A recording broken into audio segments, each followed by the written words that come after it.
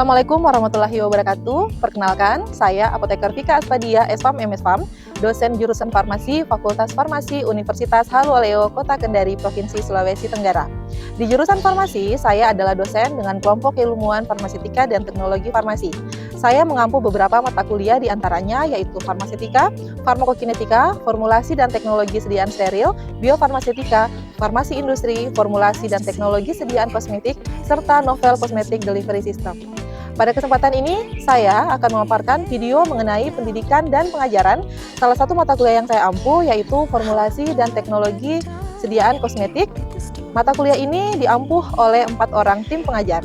Mata kuliah ini ditujukan untuk mahasiswa semester 6 dengan bobot SKS 2 SKS dengan kode mata kuliah OAA 66052. Berbobot 2 SKS yang diselenggarakan sebanyak 16 pertemuan yang terdiri atas 14 pertemuan tatap muka, 1 pertemuan UTS, dan 1 pertemuan UAS. Mata kuliah ini terdiri atas 3 CPL, yaitu mampu mengkaji implikasi pengembangan atau implementasi ilmu pengetahuan teknologi di bidang farmasi yang memperhatikan dan menerapkan nilai humaniora sesuai dengan keahliannya berdasarkan kaidah, tata cara, dan etika ilmiah dalam rangka menghasilkan solusi, gagasan, desain, atau kritik. Yang kedua adalah mampu mengelola pelaksanaan praktik kefarmasian yang bertanggung jawab pada lingkup produksi, distribusi, dan pelayanan kefarmasian sesuai ketentuan melalui upaya penjaminan mutu, khasiat, keamanan, akses, ketersediaan, serta kecukupan sediaan farmasi dalam upaya meningkatkan kualitas hidup penerima pelayanan kefarmasian dan masyarakat. Yang ketiga adalah menerapkan teori, prinsip, metode, prosedur, serta aplikasi dari ilmu farmasi, kimia medisinal, farmakognosi, kimia farmasi, farmaseutika, teknologi farmasi, biofarmaseutika, farmakokinetik, farmakoterapi, pharmaceutical care, responding to symptoms, pengobatan berbasis bukti, informasi obat, keamanan pengobatan, pharmacovigilance, dan responding to symptoms. Untuk mencapai CPL, terdapat capaian pembelajaran mata kuliah atau CPMK, yaitu yang pertama adalah mahasiswa mampu mengemukakan sejarah dan konsep kosmetik atau kosmetologi di Indonesia sesuai bidang ilmu kefarmasian. Yang kedua, mahasiswa mampu merancang formula sediaan kosmetika dekoratif dan kosmetika medik yang dapat dimanfaatkan dalam industri kosmetika. Yang ketiga, mahasiswa mampu menelaah cara pembuatan kosmetik yang baik dan benar sesuai dengan pedoman yang berlaku untuk menjamin kualitas dan keamanan kosmetik. Yang keempat adalah mahasiswa mampu menganalisis permasalahan sediaan kosmetik dan keamanan kosmetik sesuai bidang ilmu kefarmasian untuk menjamin kualitas kosmetik. Dari 4 CPMK tersebut, maka diturunkan menjadi sub CPMK sesuai dengan materi perkuliahan yang akan diajarkan. Deskripsi mata kuliah berisi materi tentang pengetahuan sejarah kosmetik, definisi kosmetik dan perbedaannya dengan sediaan farmasi, penggolongan kosmetik, anatomi dan fisiologi kulit, fungsi sediaan kosmetik, faktor-faktor yang berkaitan dengan sediaan kosmetik, terutama kulit, anatomi dan fisiologi, serta preparasi sediaan untuk rambut dan kuku, cara pembuatan dan evaluasi sediaan kosmetik, permasalahan sediaan kosmetik, serta keamanan kosmetik. Setelah mengikuti perkuliahan ini, mahasiswa diharapkan mampu memahami konsep dasar dari kosmetologi, meliputi sejarah, definisi, penggolongan kosmetik, serta perbedaannya dengan sediaan farmasi. Mahasiswa juga mampu menjelaskan anatomi dan fisiologi kulit, rambut, dan kuku, menganalisis fungsi, formulasi, pembuatan, evaluasi mutu, serta keamanan sediaan kosmetik. Pada akhir perkuliahan, mahasiswa diharapkan mampu berpikir kritis dalam mengevaluasi dan mengembangkan produk kosmetik yang aman, bermutu, efektif, dan sesuai dengan regulasi kefarmasian. Untuk metode perkuliahan, saya menggunakan metode yang pertama adalah ceramah, yang kedua diskusi, dan yang ketiga adalah tanya jawab. Untuk model pembelajaran, saya menggunakan model problem-based learning yang didasarkan dari studi kasus. Pada model ini, mahasiswa akan diberikan kasus dan didiskusikan bersama di dalam kelas, sehingga diharapkan mahasiswa akan memiliki kemampuan analisis yang baik serta mengetahui kasus nyata yang terjadi. Adapun sistem penilaian yang diterapkan yaitu berasal dari 25% nilai UTS, 25% nilai UAS, dan 50% nilai aktivitas partisipatif yang diperoleh dari gabungan nilai tugas, analisis kasus dan mahasiswa, serta nilai diskusi. Tentunya, mahasiswa dapat melihat nilai yang diperoleh melalui Siakat Beta yang merupakan sistem yang dikembangkan oleh Universitas Haluoleo agar mahasiswa dapat mengakses nilai secara transparan. Selain itu, dalam proses pembelajaran, kami juga menggunakan LMS pada UHO untuk mendukung proses pembelajaran. Berikut adalah video pembelajaran formulasi dan teknologi sediaan kosmetik yang dilakukan secara tatap muka.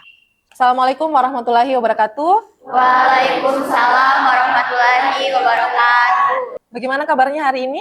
Alhamdulillah baik, Ibu. Alhamdulillah ya. Hari ini kita akan masuk lagi ke pertemuan kita yang kelima dengan mata kuliah formulasi dan teknologi sediaan kosmetik. Hari ini kita akan membahas terkait deodoran dan antiperspiran. Namun sebelum kita mulai materi, alangkah lebih baiknya kita awali dulu dengan membaca doa. Oleh karenanya, silakan membaca doa sesuai dengan kepercayaan masing-masing.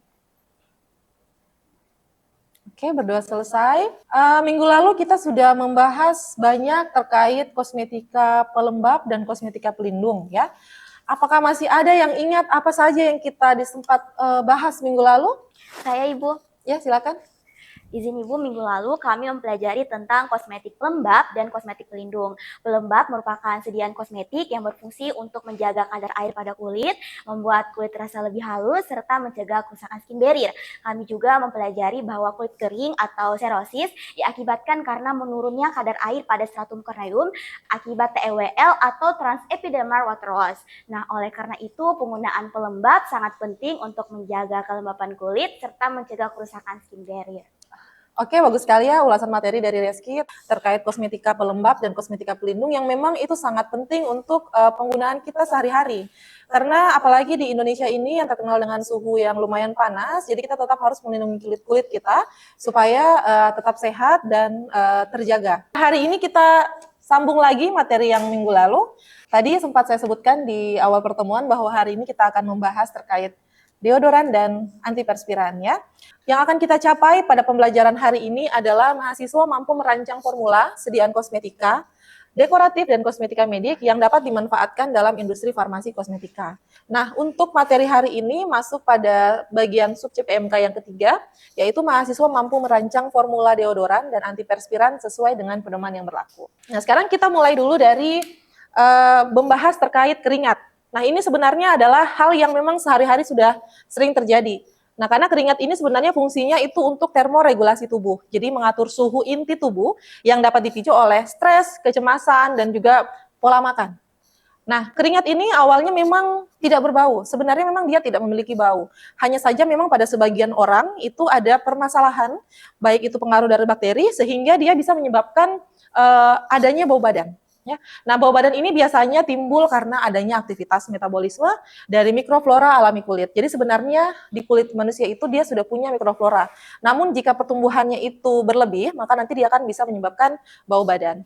Nah, selain itu biasanya intensitas dari bau badan itu dipengaruhi oleh 4 hal.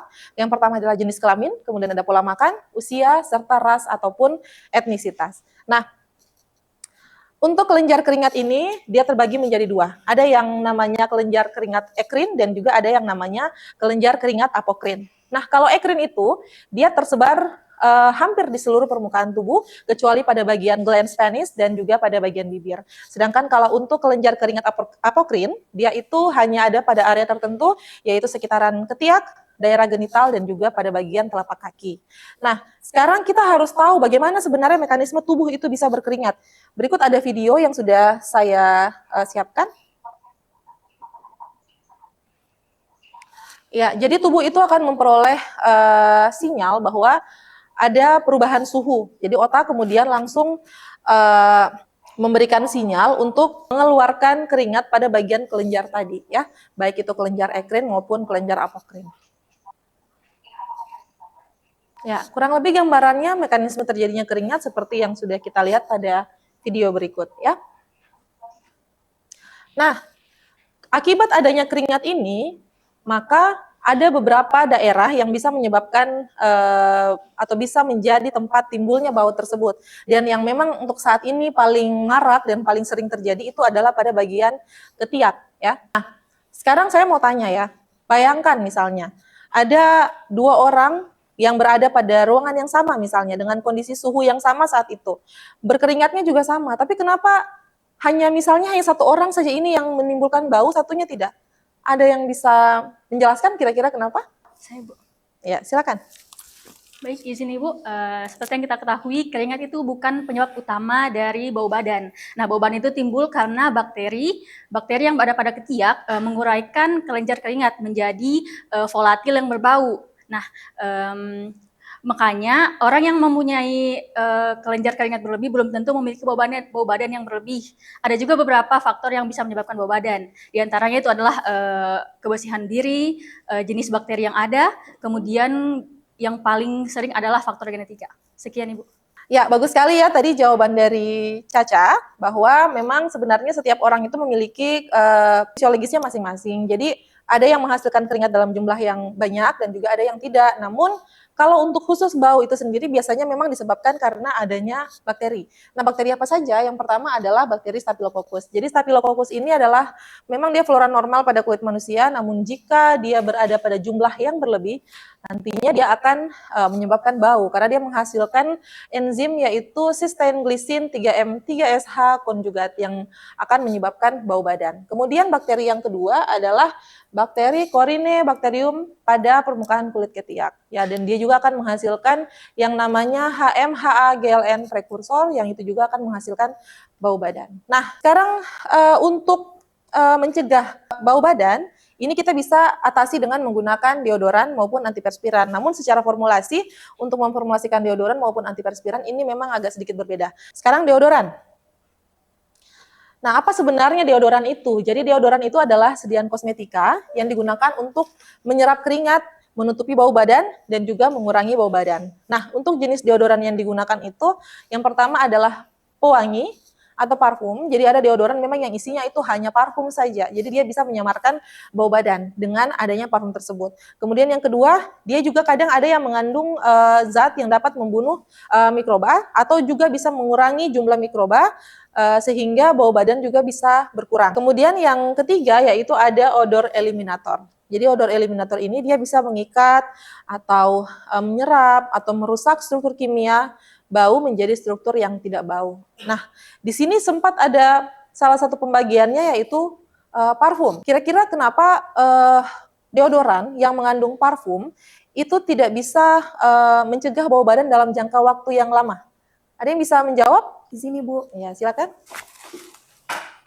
Mohon izin menjawab. Jadi sebenarnya parfum itu hanya untuk menutupi bau atau yang biasa disebut dengan masking odor. Tapi dia tidak mengurangi jumlah bakteri ataupun mencegah pembentukan senyawa penyebab bau badan. Jadi ketika aroma parfumnya hilang, maka si bau badan itu akan muncul kembali. Mungkin itu saja, Ibu. Oke, bagus sekali. Betul ya. Terima kasih untuk jawabannya. Jadi memang kalau untuk deodoran itu sendiri sebaiknya dikombinasi dengan bahan yang bisa membunuh atau menghambat pertumbuhan mikroorganisme sehingga dia bisa memaksimalkan dalam mengurangi bau badan.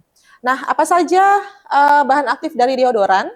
Bahan aktif dari deodoran itu yang pertama adalah antimicrobial agent. Jadi dia yang berfungsi untuk menghambat dan juga membunuh bakteri ya.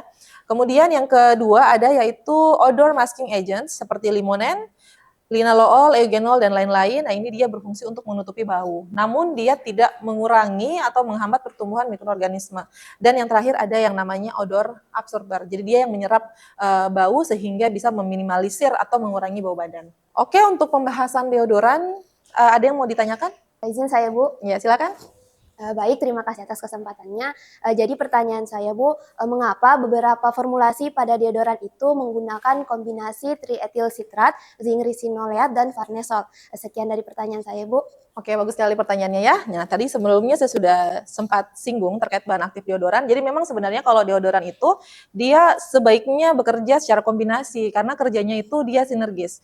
Misalnya kayak yang tadi triacetyl citrat, nah dia tuh fungsinya untuk menghambat enzim yang dihasilkan oleh bakteri sehingga dia tidak akan menimbulkan senyawa yang berbau. Kemudian yang kedua tadi ada zinc ricinoleat. Nah, kalau itu dia berfungsi untuk mengikat bau badan sehingga dia bisa mengurangi bau badan itu bisa timbul. Dan yang ketiga tadi ada farnesol. Nah, untuk farnesol itu sendiri dia termasuk dalam antimicrobial agents. Jadi dia bisa menghambat atau membunuh bakteri atau mikroba penyebab bau badan. Oke, sekarang kita next lagi ke materi selanjutnya yaitu antiperspiran. Nah, ini antiperspiran ini sekarang memang sudah sedang banyak dikembangkan karena antiperspiran ini fungsinya adalah dia untuk mengurangi keringat.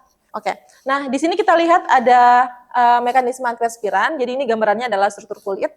Nah ini kita anggaplah sebagai kulit pada bagian ketiak. Di sini ada pori pada kulit itu dia kan dalam keadaan terbuka seperti ini. Nah antiperspiran ini dia akan ada di bagian pori, permukaan pori, dan dia akan menyumbat di pori tersebut, sehingga dia akan menutup pori yang menyebabkan keringat itu akan lebih sedikit untuk keluar. Nah, itulah fungsi dari antiperspiran, sehingga untuk saat ini bagi orang-orang yang memang punya masalah pada keringat berlebih memang lebih cocok menggunakan antiperspiran. Nah, bahan aktif dari antiperspiran itu ada beberapa macam. Yang pertama adalah gel plug formation seperti aluminium. Jadi memang banyak yang menggunakan aluminium. Cuman saat ini penggunaan aluminium itu masih menjadi perbincangan karena ada beberapa statement yang menyatakan bahwa aluminium ini bisa menyebabkan kanker payudara ataupun mungkin menyebabkan penyakit Alzheimer. Ya. Kemudian ada pembawa, biasanya pembawa yang digunakan bisa berupa etanol atau propilen glikol. Namun kalau memang agak sensitif terhadap etanol, sebaiknya menggunakan propilen glikol. Kemudian ada propelan atau biasanya ini untuk yang bentuk antiperspiran spray. Bisa pakai butan, isobutan ataupun propan. Dan tentunya pasti ada fragrance ya. Jadi fragrance ini selain antiperspiran tadi bisa mengurangi keringat, dengan adanya fragrance juga bisa menyamarkan bau yang tidak enak tadi ya. Nah ini tadi ya sudah sempat saya singgung bahwa memang aluminium untuk saat ini sedang menjadi perbincangan karena bisa menyebabkan beberapa hal. Yang pertama adalah bisa menyumbat pori, memicu kanker payudara, kemudian pada ibu hamil tentunya tidak boleh karena bisa mengganggu kehamilan dan juga perkembangan janin, serta ada meningkatkan resiko Alzheimer. Ya. Dalam penggunaannya, sebenarnya kalau menggunakan deodoran maupun antiperspiran, biasa kadang mungkin kalian pernah mengalami ya, ketika pakai baju warna putih, apa yang terjadi pada bagian ketiaknya biasanya? Noda kuning. Noda kuning ya, noda kuning. Nah, noda kuning itu biasanya disebabkan karena penggunaan deodoran ataupun antiperspiran. Selain noda kuning, apalagi? Biasanya kalau baju hitam? Noda putih. Iya, ada noda putih yang timbul. Dan itu pasti tentunya akan menyebabkan rasa yang tidak nyaman kan? Kita bisa menggunakan yang alami, yang naturali, yaitu bisa dari ekstrak bakteri. Jadi saat ini juga memang sedang banyak dikembangkan dari ekstrak bakteri untuk dibuat deodoran maupun antiperspiran. Kemudian ada dari ekstrak tanaman maupun essential oil. Nah selain itu ada juga dari bahan aktif sintetik, yaitu antikolinergik, blokopolimer, silver nanopartikel, deodorizing fabrics, dan juga hygroscopic materials ya. Jadi bahan-bahan ini bisa kita pertimbangkan dalam memformulasikan sediaan antiperspiran. Jadi kita bisa mendapatkan produk yang memang cocok atau sesuai dengan kebutuhan masyarakat saat ini. Oke. Nah, untuk antiperspiran mungkin ada yang mau ditanyakan dulu? Saya Bu. Ya, silakan. Baik, jadi pertanyaan saya, mengapa aluminium klorohidrat ini masih sering digunakan sebagai antiperspiran, mengingat bahwa masih banyak kekhawatiran terkait dengan keamanannya? Itu saja, terima kasih. Terima kasih. Oke. Langsung saja saya jawab ya pertanyaannya. Jadi memang untuk saat ini aluminium itu masih menjadi perbincangan bahwa memang dia akan menyebabkan beberapa hal tadi seperti kanker payudara maupun Alzheimer. Namun secara bukti ilmiah itu belum terlalu banyak menunjukkan kejadian hal tersebut. Sehingga untuk saat ini memang aluminium masih digunakan namun tetap dalam rentang penggunaan yang aman. Karena memang aluminium ini merupakan salah satu bahan aktif dari antiperspiran yang cukup baik untuk mencegah keringat berlebih pada ketiak, seperti itu ya. Oke, baik. Ada yang masih mau ditanyakan terkait materi kita hari ini? Cukup Bu. Oke, cukup ya. Baik. Di sini saya sudah menyediakan satu kasus yang akan kita bahas bersama, namun sebelumnya kita akan membagi kelompok menjadi 3 kelompok. Jadi nanti di sini kita akan diskusi-diskusi singkat terkait penyelesaian kasus tersebut, bagaimana cara memformulasikan sediaan deodoran maupun antiperspiran berdasarkan kasus yang ada berikut ya. Jadi silahkan untuk didiskusikan kira-kira bagaimana untuk penyelesaian kasus berikut. Ya, jadi kita akan membagi 3 kelompok. Siapa mungkin yang bersedia untuk menjadi ketua kelompoknya? Boleh angkat tangan? Oh ya, oke. Dari atas nama Marulu, Salva, dan juga Nuraini. Oke. Ya, silakan kita bentuk kelompok.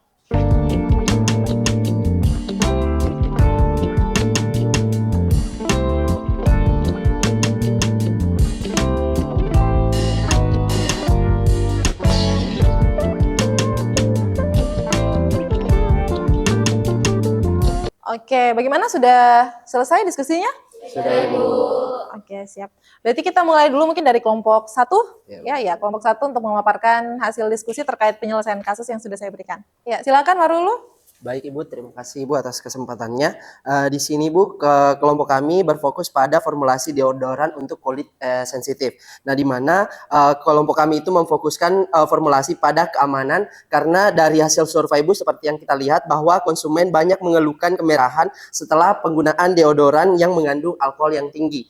Nah, di mana selain itu produk kami juga harus bebas dari aluminium sehingga mekanisme kerjanya lebih diarahkan untuk menghambat pembentukan bau, bukan untuk mengurangi produksi keringat. Nah, di mana formula yang kami usulkan itu Ibu ada triethyl citrat dengan konsentrasi 3% yang berfungsi untuk menghambat pembentukan bau badan, terus sinrisinolet konsentrasi 1% berfungsi untuk mengikat molekul penyebab bau. Nah, selanjutnya ada etil gliserin konsentrasi 0,5% yang berfungsi sebagai antimikroba dan booster preservatif. Selanjutnya ada niacinamide ya, dengan konsentrasi 2% yang berfungsi menenangkan kulit dan memperbaiki skin barrier. Selanjutnya ada gliserin 3% sebagai humektan, ada karbomer 0,4% sebagai pengental, terus ada PEG 40 hidrogenat castor oil 1% sebagai solubilizer. Selanjutnya ada penoksietanol 0,8% sebagai pengawet, ada fragrance 0,2% sebagai pewangi, dan aqua yang dietkan 100% sebagai pelarut. Nah, di mana Bu, di sini kami memilih triethyl citrat karena seperti yang kita ketahui bahwa triethyl citrat ini dapat menurunkan pembentukan senyawa penyebab bau melalui pengaruh terhadap aktivitas bakteri. Nah, bukan dengan membunuh seluruh mikrobiota kulit. Nah, selanjutnya Bu, di sini kami pilih sinrisinolet karena berfungsi mengikat molekul bau sehingga dapat mengurangi persepsi bau tanpa mengganggu flora normal kulit. Nah, selanjutnya di sini kami menggunakan niacinamide untuk mengurangi resiko iritasi dan memperbaiki skin barrier sehingga cocok untuk kulit yang sensitif. Nah, selain itu formula ini juga tidak menggunakan alkohol maupun essential oil karena lebih aman bagi pengguna dengan kulit yang sensitif, Ibu. Nah, selain itu seperti yang kita ketahui bahwa formulasi itu memiliki kekurangan dan kelebihan. Adapun kelebihan dari formulasi kami yaitu resiko iritasi yang rendah, terus tidak meninggalkan noda putih dan cocok untuk penggunaan harian. Nah, untuk kekurangannya Ibu, aktivitas antibakterinya tidak sekuat formula yang mengandung farnesol, Ibu. Jadi untuk hasil analisis kasus yang telah kami diskusikan, di sini kelompok kami lebih memprioritaskan kepada penggunaan pengalaman penggunaannya atau sensory priority-nya. Jadi seperti cepat kering, harus tidak lengket, tidak meninggalkan noda, dan yang paling penting itu penggunaannya itu dia harus digunakan sepanjang hari. Adapun untuk formulasi yang kami usulkan di sini terdapat beberapa bahan. Untuk bahan pertama di sini kita menggunakan triethyl citrat yang konsentrasi 4%. Di sini fungsinya untuk menghambat pembentukan baunya. Terus ada zinc risinoleat 1% untuk mengikat molekul bau. Lalu ada farnesol 0,2% sebagai antibakteri, lalu ada niacinamide 2% untuk menenangkan kulit, gliserin 2% sebagai humektan, propylene glikol 2% sebagai fosfennya, dan karbomer 0,35% sebagai pengental. Adapun kita gunakan PEG 40 hidrogenate castor oil 1,5% sebagai solubilizernya, ada penoksitanol 0,8% sebagai pengawet, kemudian kami menggunakan fragrance-nya di sini 0,2% untuk pewanginya, dan yang terakhir itu pelarut yang kita gunakan adalah. Ya, oke, terima kasih ya untuk semua kelompok yang sudah mendiskusikan kasus yang sudah saya berikan. Ya, jadi sebenarnya formula-formula dari ketiga kelompok ini saya lihat seperti saling melengkapi, mulai dari iritasinya, kemudian efektivitas dari mikroba, serta pengalaman penggunaannya ya. Nah, oleh karena itu untuk kasus ini saya anggap sudah selesai dan sudah rampung untuk kita diskusikan bersama. Maka selanjutnya saya akan memberikan tugas mandiri di rumah ya. Jadi tugas ini bersifat individu. Nanti di sini boleh diklik pada folder yang sudah saya tampilkan. Di sini kalian akan melakukan proses review jurnal. Jadi di sini ada jurnal terkait formula dari deodoran.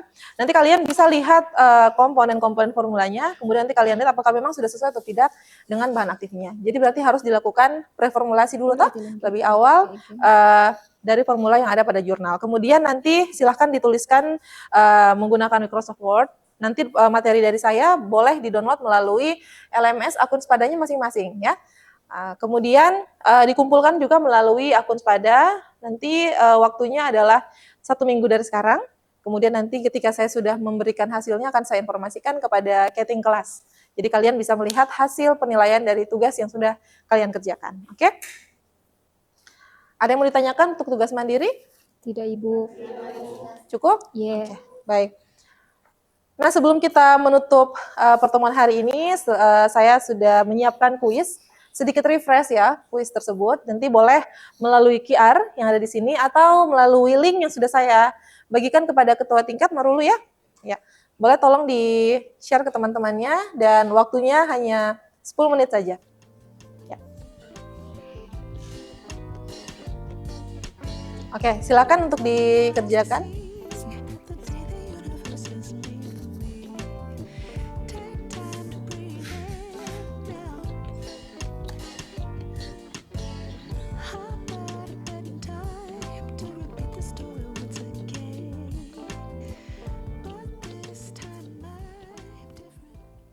Oke, untuk kuisnya, waktu kuisnya sudah berakhir. Boleh semua sudah di-submit? Sudah, Ibu. Oke, terima kasih ya. Jadi, hari ini kita sudah belajar terkait deodoran, kemudian antiperspiran, maka saya akan menyimpulkan apa saja yang sudah kita bahas hari ini. Kita mulai dari masalah keringat. Ya, jadi keringat itu sebenarnya adalah salah satu mekanisme tubuh untuk menjaga suhu tubuh. Namun ada beberapa hal yang bisa menyebabkan keringat itu berubah menjadi bau badan, seperti misalnya karena pengaruh bakteri. Nah, untuk mencegah bau badan tersebut atau mengurangi bau badan, maka ada dikenal dua jenis produk. Yang pertama adalah deodoran, yang fungsinya adalah untuk mengurangi bau badan. Kemudian yang kedua adalah antiperspiran, yang fungsinya untuk mengurangi produksi keringat pada ketiak. Ya, jadi itulah perbedaan dari deodoran dan antiperspiran. Kemudian dari segi bahan aktif pun juga berbeda, ya, seperti yang sudah kita bahas sebelumnya tadi. Oke, mungkin sebelum saya tutup, ada yang ingin ditanyakan? Tidak, Ibu. Cukup, Ibu. Oke, baik. Terima kasih kalau begitu untuk perhatiannya. Hari ini kita sudah selesai membahas materi terkait deodoran dan antiperspiran. Insya Allah minggu depan kita lanjut lagi dengan materi terkait formulasi sediaan kuku. Ya. Baik, saya tutup untuk pertemuan kita hari ini. Terima kasih semuanya. Assalamualaikum warahmatullahi wabarakatuh. Waalaikumsalam warahmatullahi wabarakatuh. Terima kasih, Ibu. Demikian video pembelajaran saya dengan mata kuliah formulasi dan teknologi sediaan kosmetik. Terima kasih. Assalamualaikum warahmatullahi wabarakatuh.